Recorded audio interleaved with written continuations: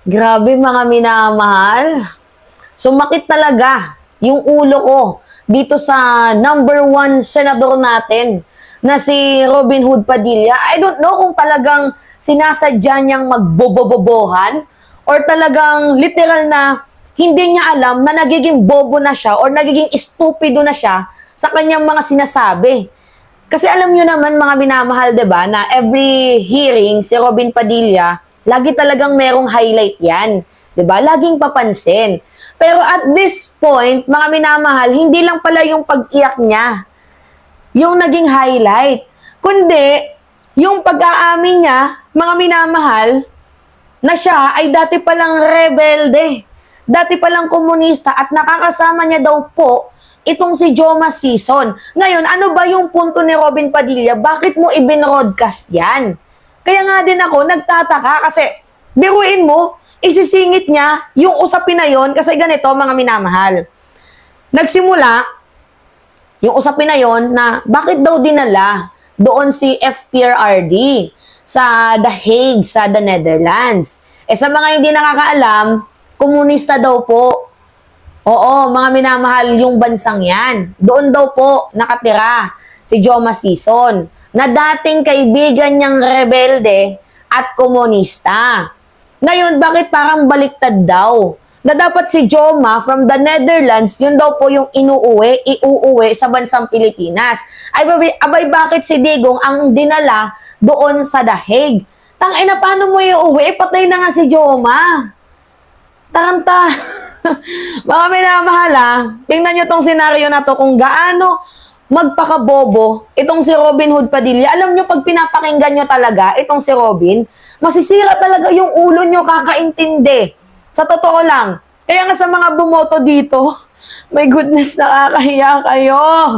Grabe mga minamahal, oh.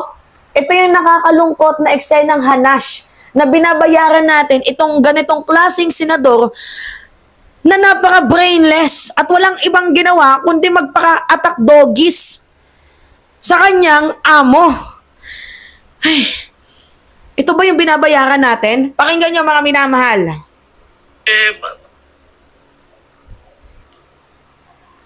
Parang pati itong ambassador natin,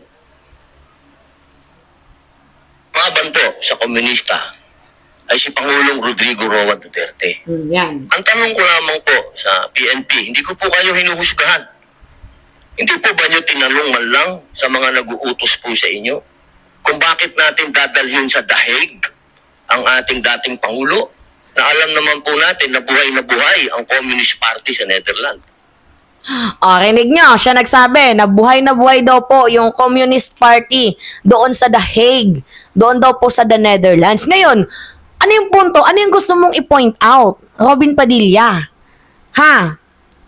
Hindi, nagtatanong lang, ano yung gusto mong i-point out kung buhay ang Communist Party doon sa The Hague, sa the Netherlands, ano yung gusto mong i-point out na ipapapatay doon si Digong?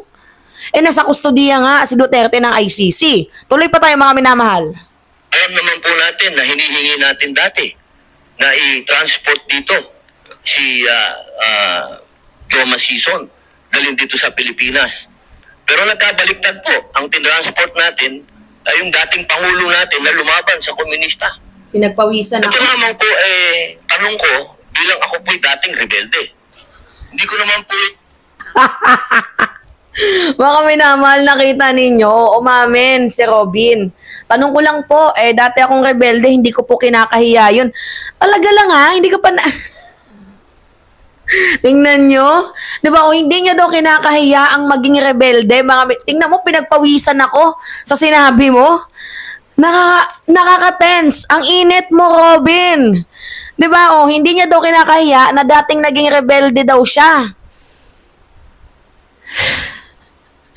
I don't know mga minamahal kung talagang gusto lang magpakabobo ni Robin Padilla sa part na to.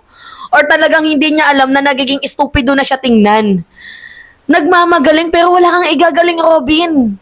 Isa ka lamang talagang artista na ibinoto ng mamamayang Pilipino para maging katawa-tawa yung Senado. Ito patuloy pa. Pinagkakaila. Hindi ko po maintindihan kung bakit tayo po ay nag-submit dito sa mga tiga-Netherland. Alam naman po natin, kahit po itanong ninyo, ako po ay palagi dyan sa Utrecht. Kasama po si Joma. Hindi ko po yan dinideny. Pero nakakagulat lamang po na dinala natin doon ang dating Pangulo. Yung po ba, hindi po ba alam ng PNP na karamihan po sa mga dumadating na pera sa komunista, sa mga terorista, ay galing po sa abroad. Yan po yung mga tanong na kailangan ko po sanang itanong sa inyo at marinig ang mga sagot ninyo, pero naubos na po ang oras natin sa paikot-ikot. Ako po ay gusto ko pong iparating sa inyo ang kalungkutang napakalalim. Sapagkat sama-sama po tayong lumaban. Gusto po natin ng law and order sa ating bansa. Pero pagdating po sa kaduluduluhan, alam niyo po, General Torre, congratulations, nakadalawang medalya na po kayo. Pero alam niyo po, sir, nalulungkot po ako dahil yung katapangan po ninyo, sir, medyo nakalulungkot po. Bakit? Napakatanda na po ni former President, sir. Ito yung nakakapagtaka mga minamahal. Okay, pinapoint out niya, matanda na daw si Digong. Kamusta naman yung mga nagnanakaw lang ng mangga? Nagnanakaw ng Pure Foods hotdog na matatanda para mayroong ipampakain sa kanilang apo. Di ba nakukulong? Pasensya na, pinagpapawisan talaga ako mga minamahal. Ang init ng sinabi ni Robin Padilla. Nag-iinit ako, oo. Sa sobrang init ko, gusto ko itong ihampas sa kanya. Nakakaloka mga minamahal. Matanda na daw si Digong, so ibig sabihin, kapag matanda na, exempted na siya sa batas, kahit mali yung kanyang ginawa. Pag sa kanya, may application na exempted siya, pero pag sa ibang Pilipino, okay lang. 'Di ba? May mga matatandang nanggahasa, nakulong. Siya pa kaya na pumatay ng napakadaming Pilipino? Robin naman. Alam nyo, habang pinapanood ko to, nababaliw ako mga nakakabobo. Oo. Ninyo sa pagka matapang ninyo, sir, pero napakatanda na po ni former president. At alam naman po natin, sir, na lumaban yan sa komunista. Alam niyo yan, sir. Sana naging konting ano lang po tayo ba? Binigyan naman natin ng konting kung paano natin tinitingnan yung mga medalya nyo. Hindi lang nalagyan ng medalya si presidente, pero kung sa medalya ang pag-uusapan, tinulungan niya tayo laban sa mga terorist. Ano yung gusto ipunto ni Robin? Magtanaw tayo ng utang na loob kahit madaming kasalanan ginawa si former President Duterte. At isa pa, bakit niya iniipit itong si General Torre? Diba na in the first place, mga minamahal, sinusunod lamang po ni General Torre yung court order ng pamahalaang gobyerno. So bakit kay General Torre mo ibubuntong ang galit mo? Pag-uutos lamang yun sa kanya. Pagpapakabobo ni Robin. Yun lamang po, sir. Sana napakasakit isipin. Ito pong bagay na ito, parang pati itong ambassador natin. Ano po ba talaga ang ito po ba talagang operation para may alis dito ang ating dating Pangulo?